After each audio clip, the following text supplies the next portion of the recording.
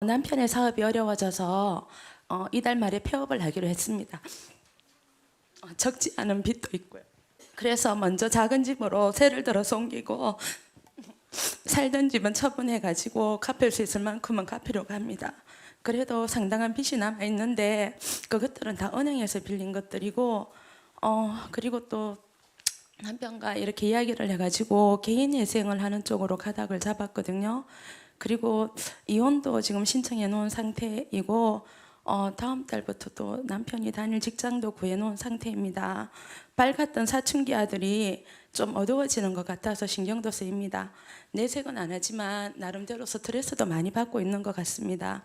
한창 공부도 시켜야 하는데 고생스러워도 무리해서 빚을 다 갚는 게 우선인지 아니면 지금 선택한 이 길이 맞는 길인지 또 다른 업을 찾는 것은 아닌지 정말 혼란스럽습니다.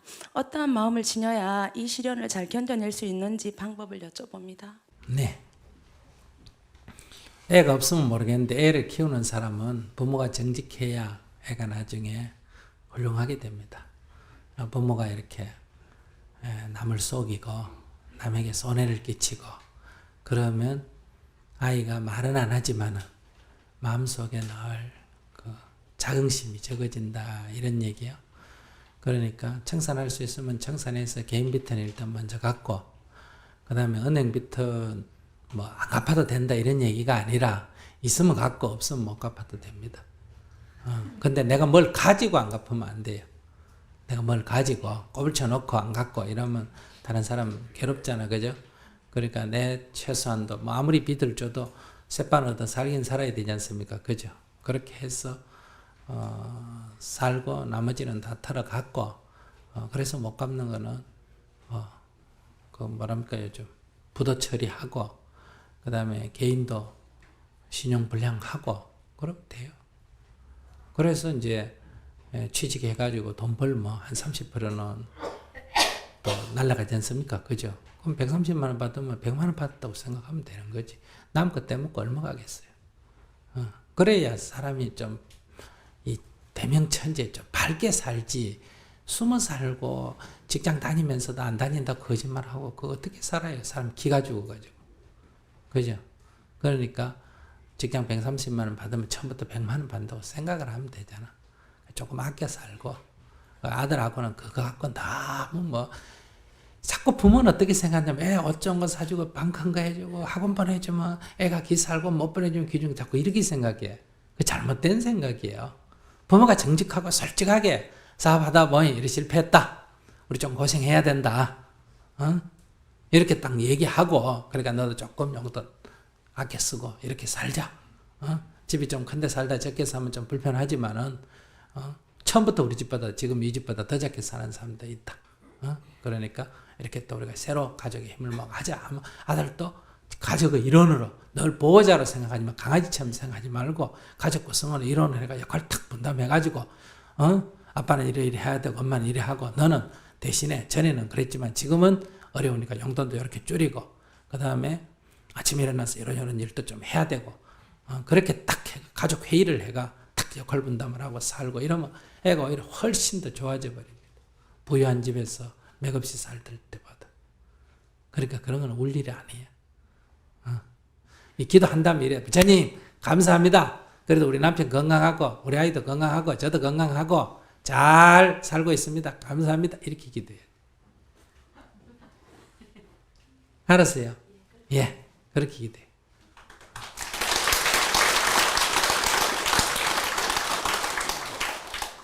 네, 제가 늘 말씀드리지만은 실패가 괴로움이 아니다. 실패해서 좌절하면 뭐다? 괴로움이 된다. 실패는 더 큰 실패를 막는 교훈이 되기도 하기 때문에 거기에 좌절하지 말고 실패했다. 그러면 거기에 대한 책임을 져야 돼. 항상 인연에 뭐다? 과보가 따른다.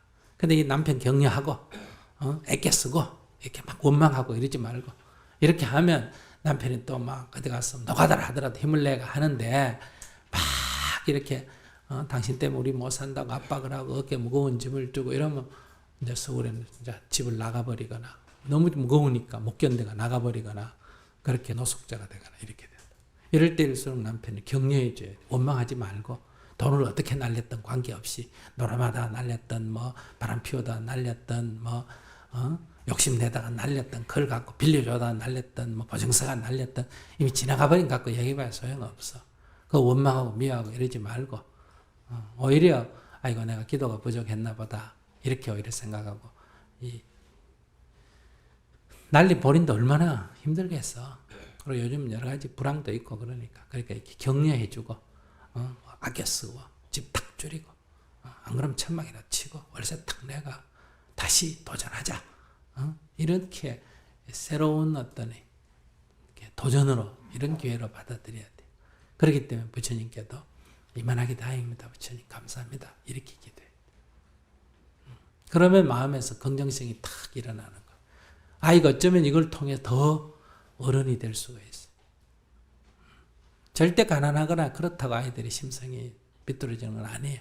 그럴 때 부모가 심성이 위축되면 아이가 따라 위축되는 거야.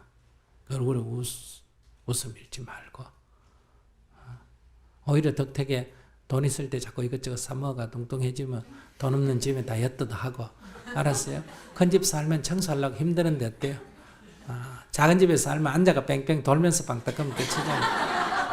큰 집사가 남자는 이 방 자고 여자는 저 방 자고 그래가 정 떨어지게 하지 말고 둘이 한 이불 밑에 딱 붙어가 껴안고 자면 정도 더 나고 옛날에 우리 자랄 때 전부 이불 하나 가운데 놔놓고 어때요? 발 놓고 살고 잘 때 이불 서로 잡아 당겨가지고 자다 보면 이불이 없어.